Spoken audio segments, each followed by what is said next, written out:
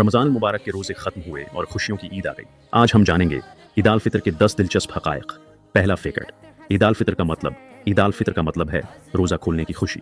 ईद अरबी का लफ्ज़ है जिसके मानी है खुशी या जश्न, और फितर का मतलब है रोज़ा खोलना, यानी पूरे महीने के रोज़ों के बाद अल्लाह की तरफ से इनाम का दिन। दूसरा फ़िक्र। ईद का चांद ईद अल फितर का इन्हिसार चांद की रवियत पर है।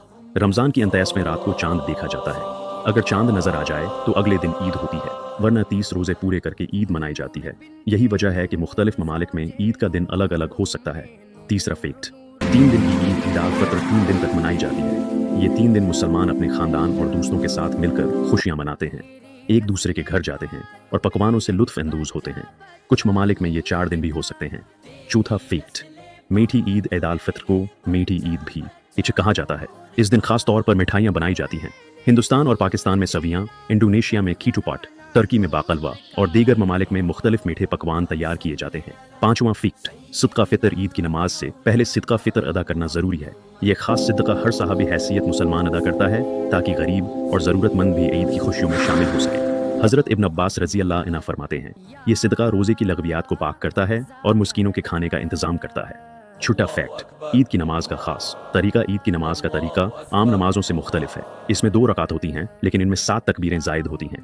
इस नमाज से पहले न अजान होती है न इकामत। नमाज के बाद इमाम खतबा देता है, जिसे सुनना ज़रूरी है। 7वां फीकट। ईद मनाने का तरीका संत नबी करीम सल्लल्लाहु अलैहि वसल्लम की संतों में शामिल है। ईद के दिन सुबह जल्दी उठना, गस्ल करना, नए या साफ सुथरे कपड़े पहनना, एक खुशबू लगाना, ईदगाह जाते वक्त तकबीर पढ़ना, एक रास्ते से जाकर दूसरे रास्ते से वापस आना। 8वां फीकड़। ईद मुबारक के मानी। ईद के दिन मुसलमान एक दूसरे को ईद मुबारक कहकर मुबारकबाद देते हैं। इसके मानी हैं बरकत वाली ईद या ईद खुश रहे। मुख्तलिफ ममालिक में इसके मुख्तलिफ अंदाज हैं। इंडोनेशिया में मुहून माफ ज़ाहिर बातिन, मलेशिया में सलामत हारी राया, तुर्की में रमज़ान बायराम नवां फैक्ट। ईदी का तहफ़ा। ईद का एक खास हिस्सा है ईदी।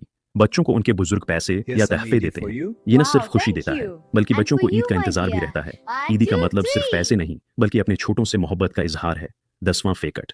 पहली ईद कब मनाई गई? तारीख में पहली ईद अल फितर 2 हिजरी में मनाई गई।